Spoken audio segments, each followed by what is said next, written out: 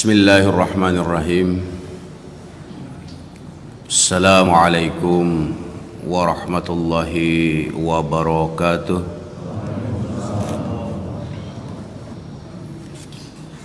Alhamdulillahillazi arsala rasulahu bil huda wa dinil haqq liyudhhirahu 'ala ad-dini kullih wa kafa billahi syahida. Asyhadu an la ilaha illallah wahdahu la syarika lah wa asyhadu anna Muhammadan abduhu wa rasuluhu la nabiyya ba'da. Allahumma salli ala Muhammadin wa ala alihi wa sahbihi wa mawala amma ba'd. Qala Allah Ta'ala fi kitabil karim, a'udzu billahi minasy syaithanir rajim. Ya ayyuhallazina amanu taqullaha haqqa tuqatih wa la tamutunna illa wa antum muslimun.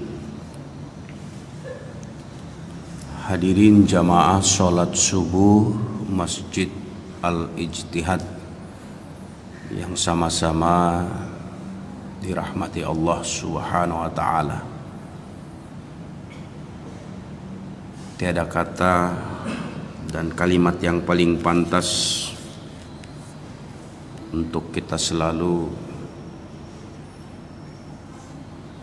ungkapkan selain rasa syukur kita kepada Allah Subhanahu wa ta'ala yang dengan limpahan rahmat, karunia, hidayah, hingga dalam kesempatan pagi hari ini Allah masih pilih kita untuk bisa hadir menunaikan kewajiban kita sholat fardu subuh yang sudah kita sama-sama kerjakan. Semuanya itu bukan karena kekuatan kita, bukan karena kehebatan kita, bukan karena kealiman kita, bukan karena semata ketaatan kita, tapi yakinilah bahwa semuanya itu rahmatnya Allah kepada kita, sehingga meringankan langkah-langkah kaki kita untuk bisa hadir di dalam memenuhi kewajiban kita sebagai hamba Allah Subhanahu wa ta'ala. Salawat dan salam kepada Rasulullah mudah-mudahan selalu tersampaikan kepada junjungan kita Nabi Allah Muhammad sallallahu alaihi wasallam. Berkat perjuangannya, pengorbanannya, mujahadahnya, Islam sampai kepada kita sekalian. Majelis yang dirahmati Allah Subhanahu wa ta'ala, kajian kita pada pagi hari ini melanjutkan kajian sebelumnya beberapa bulan yang lalu. Mungkin jamaah yang hadir saja pasti akan lupa apa dulu yang disampaikan, karena memang rentang waktunya agak lama ya, kalau tidak salah di bulan Agustus kalau tidak salah ya. Tapi lagi-lagi mengingatkan, kalau mau ingat materi itu supaya nyambung nanti, ketik saja Daud Channel ya, Al-Ijtihad, insyaallah ketemu itu. Jangan lupa subscribe, like and share. Mohon iklannya jangan skip, itu bagian dari sedekah. Bapak Ibu majelis yang dirahmati Allah Subhanahu wa ta'ala, di pertemuan sebelumnya kita membahas tentang tujuan hidup kita sebagai manusia. Masing-masing kita itu memiliki perbedaan satu dengan yang lain. Dalam putaran kehidupan, aktivitas yang kita lalui hari demi hari, setiap orang itu berbeda-beda. Dalam rangka dia mempersiapkan seluruh aktivitas kehidupannya, lalu kemudian dia menyongsong masa yang akan dia lewati. Masing-masing kita itu berbeda-beda.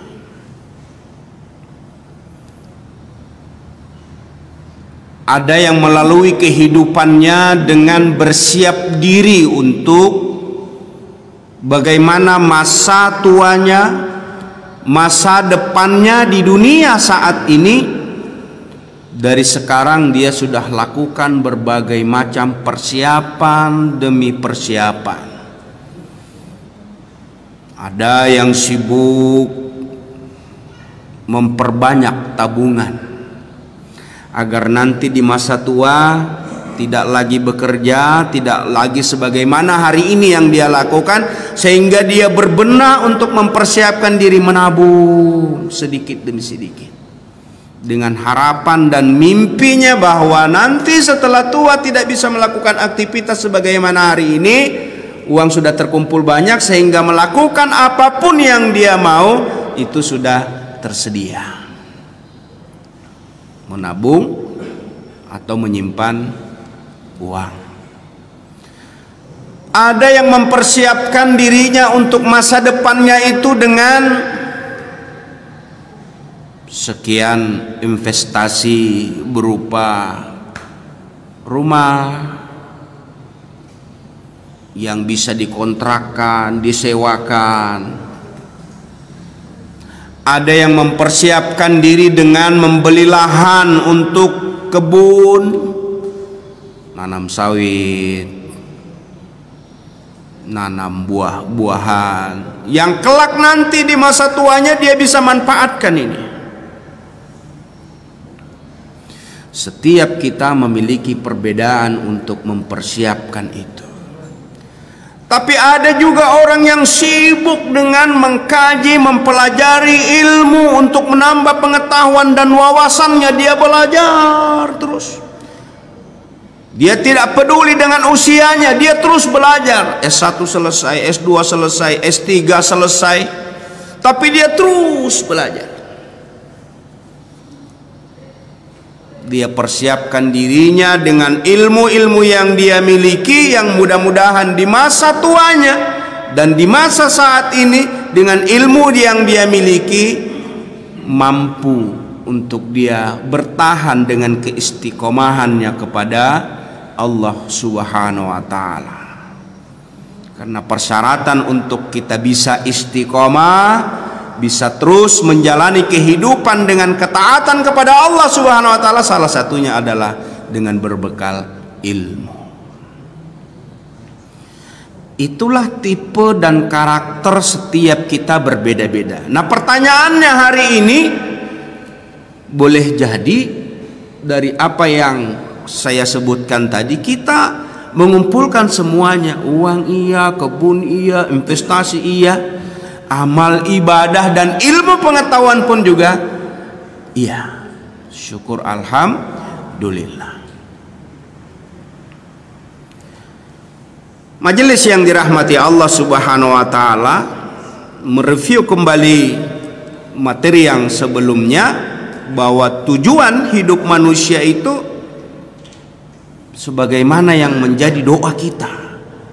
Rabbana atina fid dunya hasanah wa fil akhirati hasanah wa qina azabannar. Itu yang kita minta kepada Allah. Kita selalu munajat kepada Allah.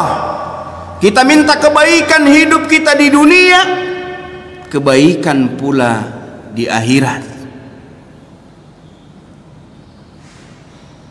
Lalu kita minta kepada Allah untuk kita dibebaskan dari siksa api neraka. Itu yang menjadi tujuan khusus kita sebagai manusia hidup di dunia, agar kita bahagia. Jadi orang melakukan upaya-upaya, menyiapkan investasi, dia menabung sebanyak-banyaknya, dia melakukan persiapan-persiapan, tujuannya agar dia meraih kebahagiaan baik saat ini di dunia maupun di akhirat kelak nantinya. Tapi yang mesti harus kita garis bawahi, mempersiapkan kebahagiaan di dunia itu tidaklah gampang. Dengan berbagai macam upaya, dengan segala upaya-upaya yang kita lakukan untuk mempersiapkan perbekalan diri kita hidup di dunia, itu tidak gampang. Tentu apatah lagi persiapan dan perbekalan kita di akhirat kelak nantinya. Tentu jauh lebih berat. Tapi bagian daripada usaha dan ikhtiar kita lakukan secara terus menerus untuk mempersiapkan diri. Ya ayyuhallazina amanu taqullaha wa tanzur nafsum ma qaddamat ligat wattaqullaha innallaha khabirum bima ta'malun. Al-Hasyr ayat 18. Allah mengingatkan kepada kita, sudahkah kita memperhatikan apa-apa yang kita persiapkan, apa-apa yang kita lakukan? Maka bagian daripada untuk mempersiapkan diri, kita lakukanlah berbagai macam upaya ikhtiar itu. Kita mau ke Samarinda saja dengan berbagai macam bekal harus kita siapkan. Mau naik darat, mau naik udara, pasti perbekalannya juga harus siap. Karena kalau kita tidak dengan segala kesiapan perbekalan kita, padahal hanya menuju Samarinda, mau naik darat saja, kalau mobil yang akan kita kendarai itu kita tidak cek bannya, kita tidak siapkan alat dongkrak dan kunci-kunci lainnya, itu menjadi was-was perjalanan kita. Yang pasti BBM-nya, air radiatornya, akinya, dan macam hal yang harus kita persiapkan. Ini perjalanan di dunia yang kita tempuh 15, 20 sampai 30 jam. Ini perjalanan yang panjang yang tidak ada akhir, tentu persiapannya akan jauh lebih banyak. Seperti itulah analogi kita mempersiapkan diri kita menuju kehidupan setelah hidup ini. Maka yang kita minta Allah kebahagiaan di dunia, kebahagiaan di akhirat. Lalu kemudian secara individu kita kepengen hidup di dalam keluarga kita menjadi sakinah mawaddah warahmah. Tapi tidak sedikit orang yang dengan cita-cita dan harapannya untuk mewujudkan kehidupan keluarga yang sakinah, mawaddah, warahmah, penuh dengan segala apa yang dia inginkan. Tapi tidak sedikit juga mereka harus gagal. Mereka harus kandas. Mereka tidak bisa menikmati. Itulah dinamika dan romantika dalam kehidupan kita. Ada yang sudah berhasil, ada yang berupaya untuk meraih itu. Bersyukur kita yang hari ini bisa merasakannya sebagai bagian daripada anugerah Allah Subhanahu wa taala kepada kita sekalian. Nah, yang hari ini belum, bukan berarti dia harus berputus asa, tapi terus-menerus melakukan upaya dan ikhtiar bagaimana dia bisa memiliki itu. Majelis yang dimuliakan Allah Subhanahu wa taala,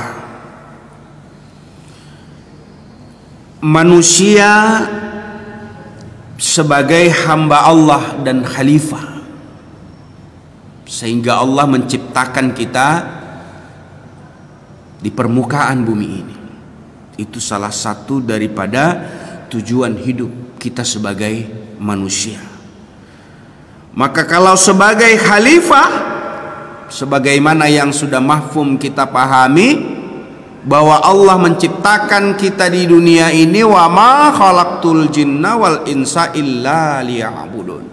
Allah tidak akan pernah menciptakan kita kecuali untuk kita ibadah, taat, patuh, tunduk kepada ketentuan-ketentuan yang sudah diberikan oleh Allah kepada kita. Maka kalau sudah kita tahu frame-nya, kerangkanya, acuannya, pedomannya, petunjuknya, untuk apa kita hidup kecuali hanya untuk ibadah, kata Allah, maka kita tidak bergeser dari apa yang sudah ditentukan oleh Allah Subhanahu wa taala. Kita ibadah kepada Allah Subhanahu wa taala. Cuma memang di dalam menafsirkan dan memahami ibadah itu tentu tidak hanya sebatas sujud dan rukuknya selalu semata kepada Allah Subhanahu wa taala. Karena ibadah di dalam Islam dimaknai adalah setiap perbuatan dan aktivitas kita melakukan apa saja lalu kita mengharapkan keridhaan Allah Subhanahu wa taala, itulah yang bernilai ibadah di sisi Allah Subhanahu wa taala. Sehingga di dalam memenuhi kewajiban kita sebagai hamba Allah yang diperintahkan untuk terus ibadah kepada Allah Subhanahu wa taala, maka kita memang harus berupaya memahami apa sesungguhnya ibadah itu di mata Allah Subhanahu wa taala. Jadi intinya seluruh aktivitas dan perbuatan yang kita lakukan dari kita bangun tidur sampai kita kembali tidur mengharap ridha Allah Subhanahu wa taala. Begitu Allah tidak ridha dengan apa yang kita lakukan, maka itu keluar daripada nilai-nilai ibadah. Ngaji seperti ini niatnya karena Allah, bukan karena malu dengan teman yang lain hadir lalu kemudian hadir. Dan manusiawi memang, tetapi buang pelan-pelan perasaan-perasaan seperti itu. Jangan kehadiran kita karena tidak nyaman dengan manusia lain. Secara manusiawi akan hadir itu, tapi kita berupaya untuk bagaimana kita fokus kepada karena Allah semata apapun yang kita lakukan. Dan ini godaan tersendiri buat kita. Setiap melakukan kebaikan-kebaikan selalu ada tendensi daripada orang lain. Maka pelan-pelan kita berupaya untuk menyingkirkan semuanya itu, karena itu bagian daripada godaan dan sekaligus ujian kita. Sehingganya apa kata Allah? Bahwa ketika dalam hidup ini yang kita inginkan dunia, maka Allah sedikit pun tidak akan mengurangi dari apa yang kita inginkan terhadap dunia itu. Dalam Al-Quran Allah menyampaikan Hud di ayat 15, man kana yuridullah hayatad dunya wa zinataha wa fi ilaihim a'malahum fiha wa hum fiha la yufhasun, tidak dirugikan sedikit pun. Jadi kata Allah, barang siapa yang menghendaki kehidupan dunia dan perhiasannya, pasti kami berikan, kata Allah, balasan yang penuh atas pekerjaan apa yang sudah dia lakukan dengan sempurna, dan mereka tidak akan dirugikan. Jadi kalau manusia kita melakukan upaya-upaya usaha dan ikhtiar yang tujuannya dunia, bekerja kita semaksimal mungkin pagi sampai kembali pagi, maka Allah tidak pernah mengurangi dari hasil usaha yang kita lakukan.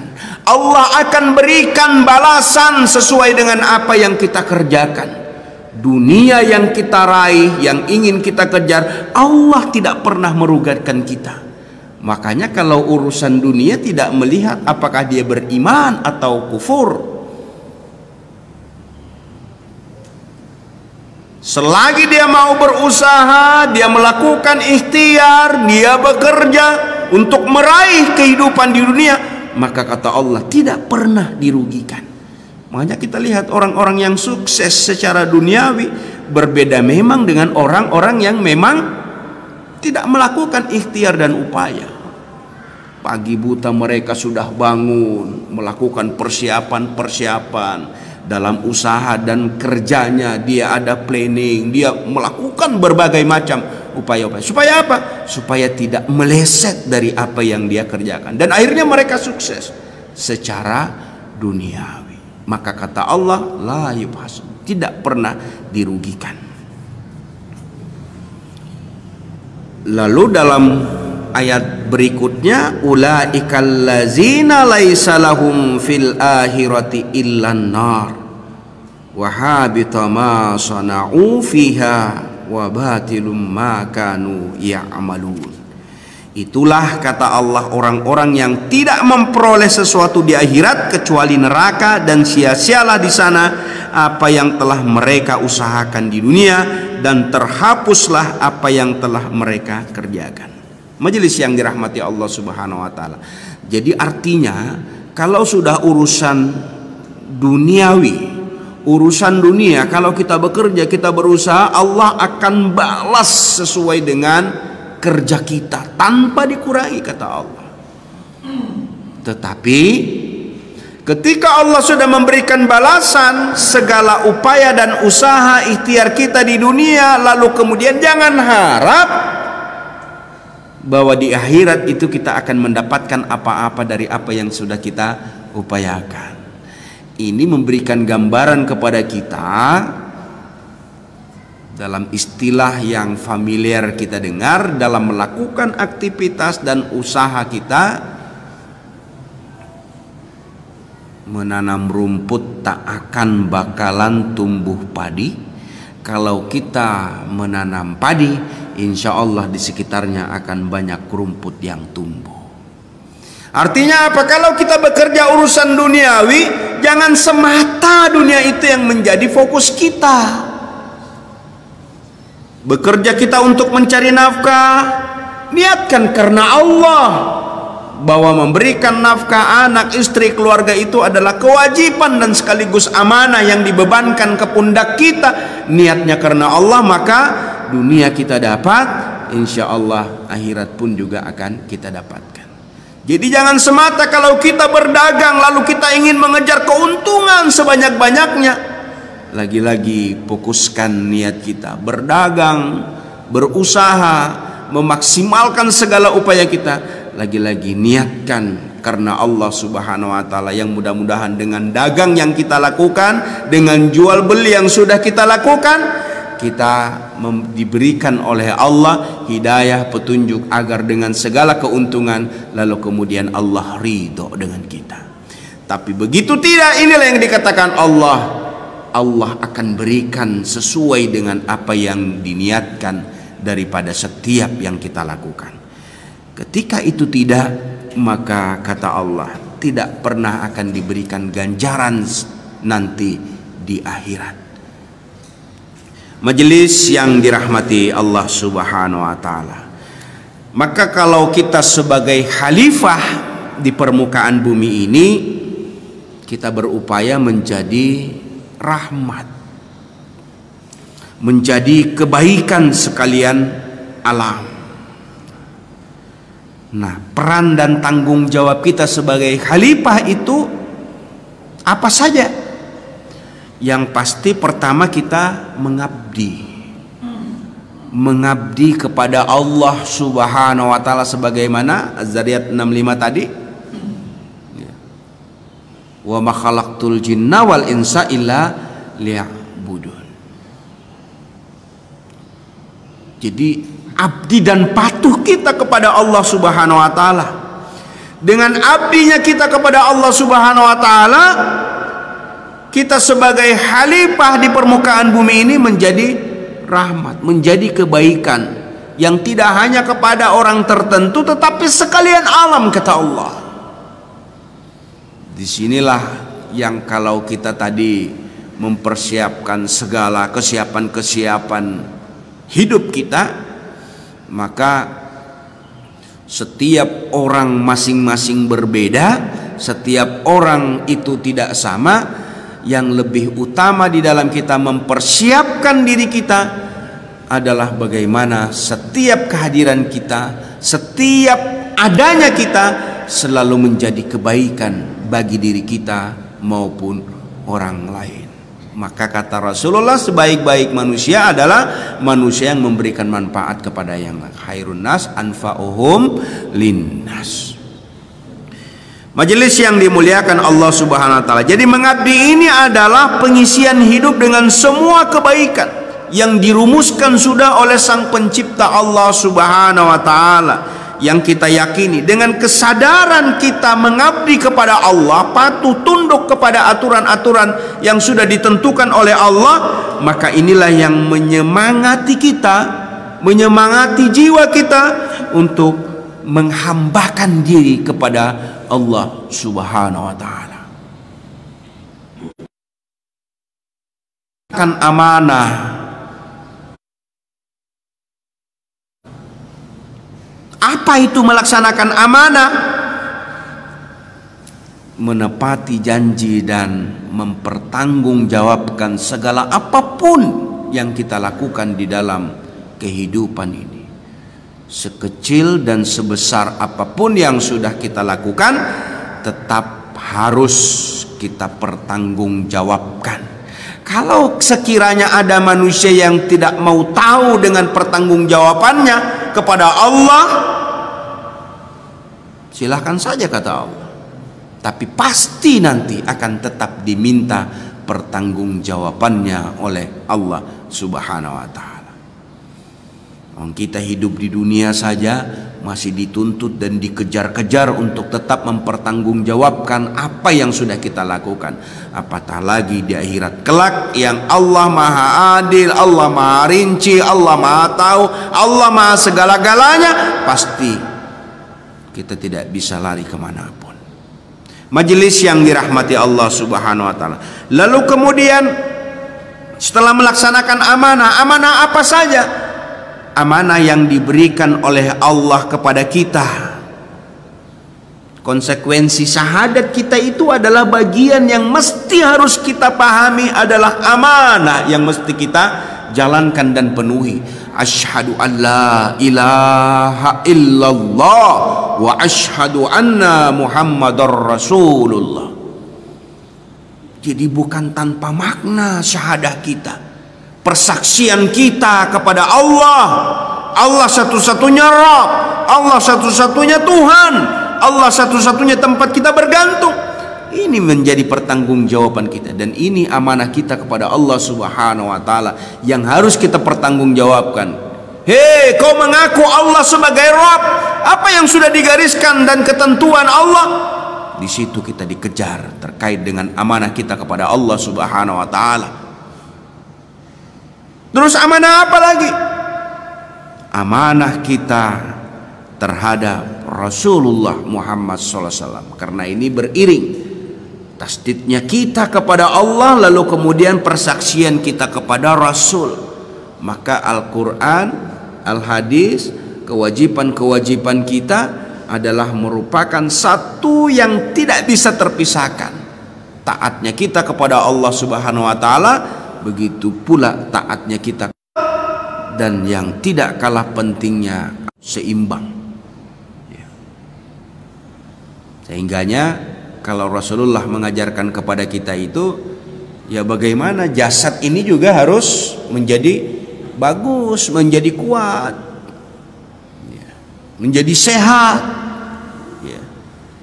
Apa yang harus kita lakukan agar badan kita sehat? Ya kita pasti tahu lah. Ini juga bagian daripada yang mesti kita jalankan. Itulah amanah terhadap diri sendiri. Majelis yang dirahmati Allah Subhanahu wa taala, lalu kemudian amar ma'ruf nahi mungkar. Kalau kita sudah berilmu, lalu kita beramal, maka mengimplementasikan ilmu dan amal ini tidak hanya sebatas diri kita, tetapi juga kepada yang lain, tentu dengan kapasitas dan kompeten yang kita miliki masing-masing. Tapi intinya amar ma'ruf nahi mungkar itu perintah yang ditujukan kepada kita sebagai manusia untuk mengajak atau menganjurkan berbuat kebaikan dan mencegah perbuatan yang tidak baik. Maka kapasitas kita tentu beda-beda ini. Pimpinan dengan bawahan beda kapasitasnya. Itu di dunia. Makanya peluang-peluang untuk kita amar ma'ruf nahi mungkar itu juga ditentukan kapasitas yang kita miliki di dunia ini. Peluang, semakin besar peluang kita, maka semakin punya kesempatan untuk menegakkan yang amar ma'ruf nahi mungkar. Tapi yang jelas di dalam setiap kita dituntut itu bagaimana? Ada sesuatu yang memang kita tidak kuasa. Tapi setidak-tidaknya kalau kita tidak mampu, kalau kata Rasulullah, kalau kita tidak bisa dengan tangan, minimal dengan hati. Kita doakan. Karena boleh jadi kalau di luar kekuasaan kita akan sangat sulit memberikan amar ma'ruf nahi mungkar. Dia lebih tinggi jabatannya dari kita, dia lebih kuasa dari kita secara duniawi. Maka di saat yang bersamaan kita doakan semoga mereka mendapatkan hidayah dan petunjuk dari Allah Subhanahu wa taala. Lalu yang berikutnya menegakkan dan melaksanakan Islam. Jadi ini juga kewajiban bagi kita, bukan hanya ustadz, ulama, guru kita ya.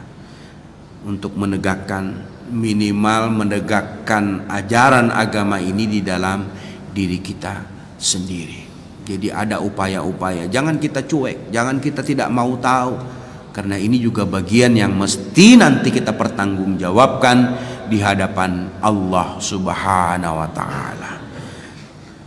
Lalu yang terakhir, majelis yang dirahmati Allah Subhanahu wa taala, ku anfusakum wa ahlikum nar. Menjaga diri kita dan keluarga kita dari siksa api neraka. Jadi rangkaian doa kita untuk kita meminta kepada Allah agar kita bahagia di dunia, bahagia di akhirat, ini berawal dari diri kita, lalu kemudian keluarga kita, dan kepada seluruh manusia sesuai dengan kemampuan dan kapasitas yang kita miliki.